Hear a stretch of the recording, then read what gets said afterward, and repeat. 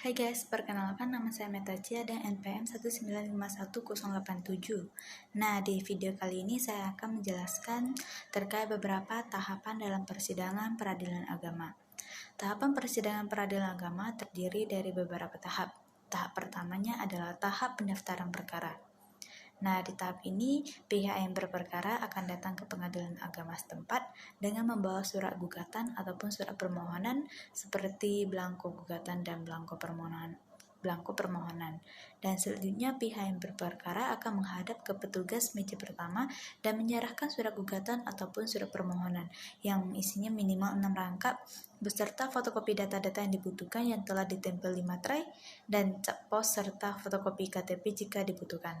Dan selanjutnya petugas meja pertama akan memberikan penjelasan yang dianggap perlu berkenaan dengan perkara yang diajukan oleh penggugat seperti menaksir panjar biaya perkara yang kemudian ditulis di dalam surat kuasa untuk bayar atau eskum, dan pihak berperkara akan membayar panjar biaya perkara tersebut ke bank yang ditunjukkan sesuai dengan jumlah yang tertera di dalam surat kuasa untuk bayar atau eskum.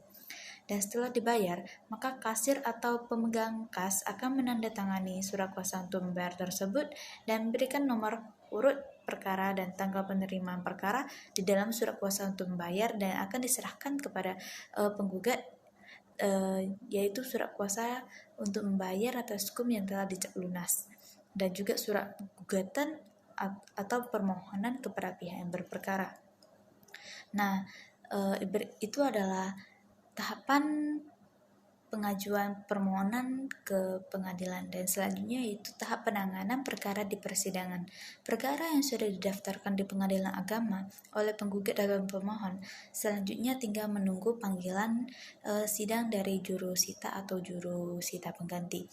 Pemanggilan oleh jurusita atau jurusita pengganti kepada pihak penggugat atau pemohon dan tergugat termohon dilakukan sekurang-kurangnya 3 hari sebelum persidangan dan langsung disampaikan ke alamat penggugat atau pemohon dan tergugat atau termohon seperti yang tertera di dalam surat permohonan ataupun surat gugatan. Dan jika pada saat dipanggil para pihak tidak ditemukan di alamatnya, maka panggilan disampaikan melalui kepala desa atau lurah di mana para pihak bertempat tinggal. Jika para pihak sudah dipanggil dan datang ke pengadilan agama, segera mendaftarkan diri di piket meja informasi yang tersedia dan selanjutnya tinggal menunggu antrian untuk masuk ke dalam persidangan. Nah, di dalam tahapan penanganan perkara di persidangan terdapat beberapa tahap. Yang pertama yaitu tahap upaya perdamaian. Jika perkara yang didaftarkan merupakan perkara perceraian seperti cerai gugat atau cerai talak, maka hakim wajib mendamaikan kedua belah pihak yang berperkara pada setiap kali persidangan sesuai dengan Undang-Undang Nomor 7 Tahun 89 Pasal 56 Ayat 2, Ayat 65, Ayat 82 dan 83. Dan selanjutnya kedua belah pihak yang hadir di persidangan akan dilanjutkan dengan proses mediasi sesuai dengan Perma Nomor 1 Tahun 2008. Dan kedua belah pihak bebas untuk memilih hakim mediator yang tersedia di pengadilan agama setempat tanpa dipungut biaya.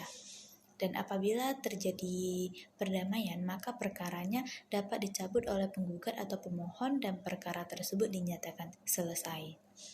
Sedangkan jika perkara yang didaftarkan merupakan perkara perdata pada umumnya, maka dalam setiap permulaan persidangan sebelum pemeriksaan perkara, hakim wajib untuk mengusahakan perdamaian antara para pihak yang berperkara sesuai dengan pasal 154 RBG, dan jika tidak damai akan dilanjutkan dengan proses mediasi. Di dalam proses mediasi, para pihak boleh menggunakan hakim mediator yang tersedia di pengadilan agama tanpa dipungut biaya, kecuali para pihak menggunakan mediator dari luar yang sudah memiliki sertifikat.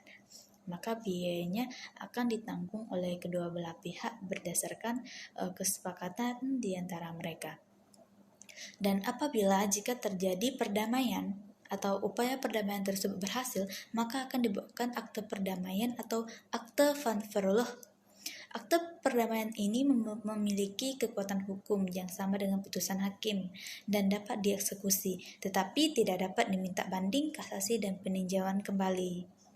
Dan apabila tidak terjadi perdamaian atau upaya perdamaian tersebut tidak berhasil dalam mediasi, baik perkara perceraian maupun perkara perdata umum, maka proses pemeriksaan perkara akan lanjutkan kepada tahap kedua. Tahap kedua yaitu tahap pembacaan surat gugatan penggugat.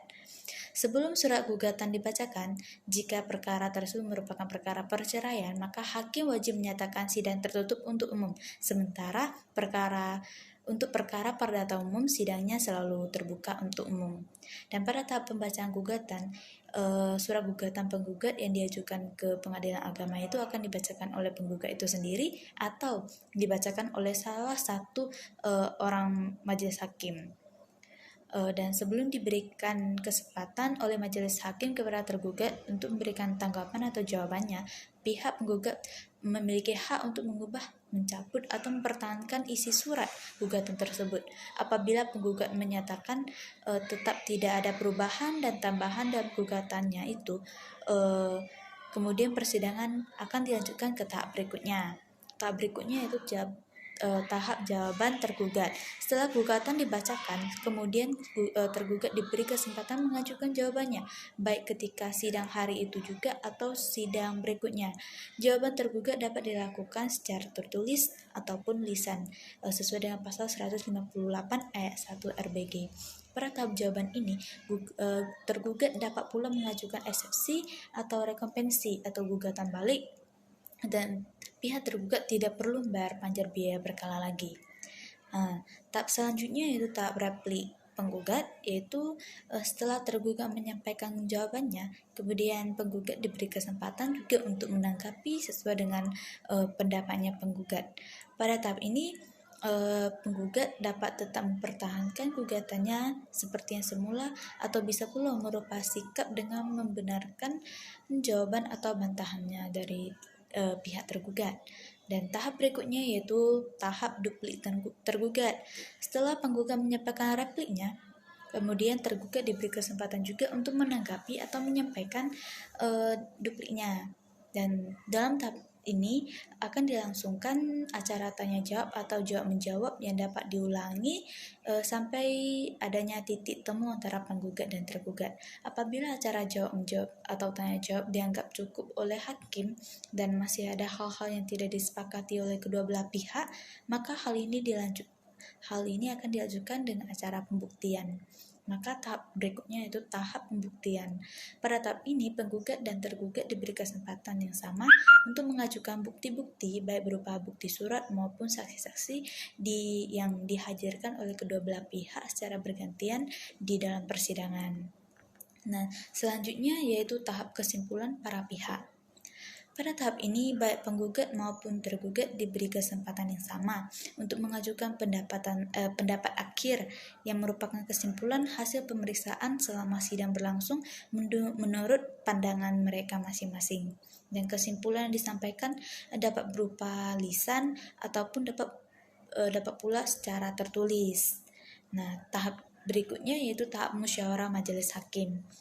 Rapat permusyawaratan majelis hakim bersifat rahasia sesuai dengan pasal 19 ayat 3 Undang-Undang Nomor 4 Tahun 2004. Dan dalam rapat permusyawaratan majelis hakim, semua hakim menyampaikan pertimbangannya atau pendapatnya baik secara lisan maupun tertulis.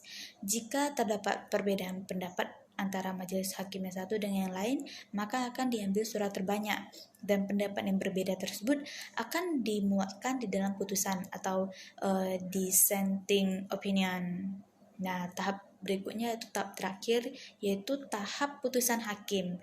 Setelah selesai musyawarah, majelis hakim sesuai dengan jadwal sidang pada tahap ini dibacakan putusan majelis hakim. Setelah dibacakan putusan tersebut, penggugat dan tergugat berhak untuk mengajukan upaya hukum banding dalam tenggang waktu 14 hari setelah putusan diucapkan atau dibacakan. Apabila penggugat atau tergugat tidak hadir saat dibacakan putusan, maka jurusita Pengadilan Agama akan menyampaikan isi atau amar putusan itu kepada pihak yang tidak hadir, dan putusan baru berkekuatan hukum tetap setelah 14 hari amar putusan diterima oleh pihak yang tidak hadir itu.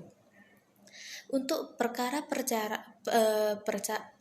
cerai talak masih ada sidang selanjutnya, yaitu sidang pengucapan ikrar talak. dan ini dilakukan setelah putusan berkekuatan hukum tetap dan kedua belah pihak akan dipanggil kembali ke persidangan untuk menghadiri sidang tersebut. Nah, ini adalah beberapa penjelasan singkat terhadap tahapan-tahapan persidangan di peradilan agama. Terima kasih. Jangan lupa subscribe, comment, and like. Thank you.